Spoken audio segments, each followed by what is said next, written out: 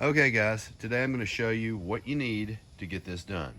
You're going to need a jack to lift the Can-Am Ryker. You're going to need two 15mm wrenches or a 15mm wrench and ratchet. As you see here, I have not removed any plastics and I don't intend to in doing this job. You can easily get the wrench in there and the ratchet in there and break that top bolt loose. Just remove the nut, and then you're going to go down here to the bottom and do the same. You see there's the other bolt there. Same thing, 15mm on both sides. Remove the nut.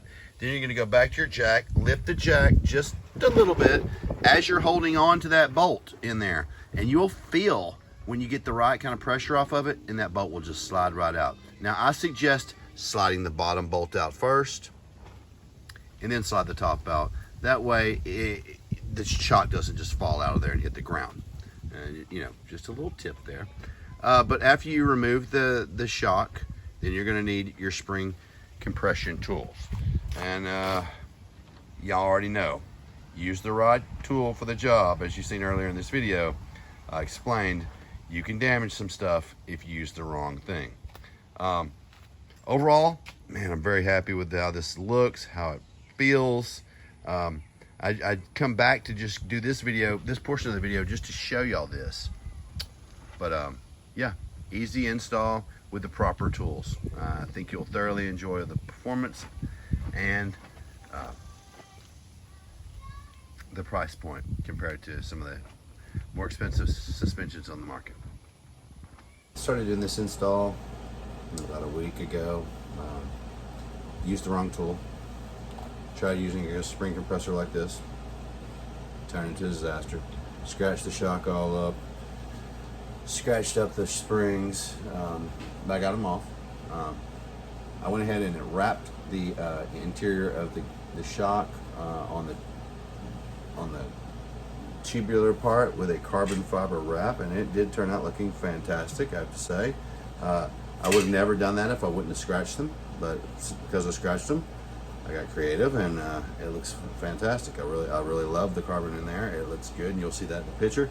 Might be something you want to try if you decide to do this upgrade on your bike. I do really like these springs. Try them out for the money.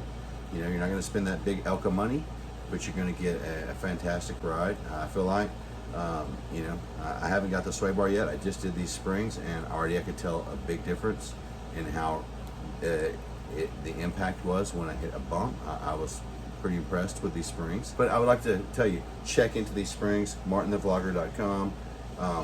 He's got more than just springs. So check out this online store. He might have something there for you.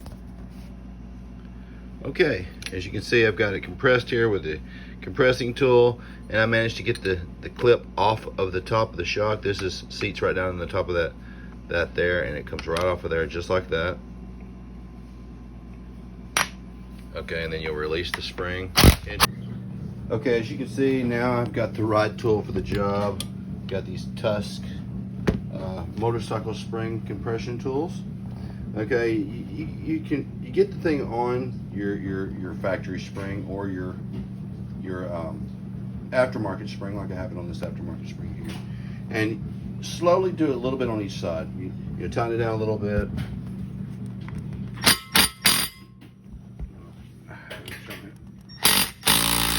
Move over to the other side. Tighten a little bit more. As you see, I'm trying to hold the camera and do this. As you see, I've got the distance right here between this is where this clip goes, but I'm still going to take it down a little bit.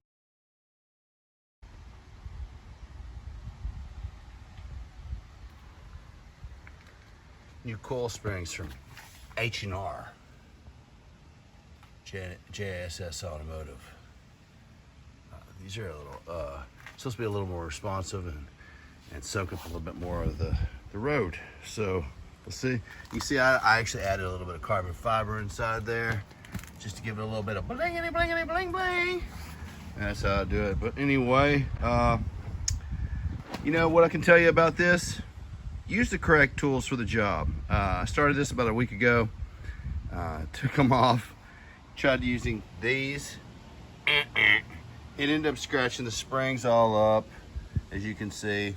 It even scratched the shock body underneath here with that tool, using the wrong tool. And that's why I got the carbon fiber wrap. Now, granted, looks good, but yeah, it was necessary because I scratched those tubes underneath there with the wrong tool.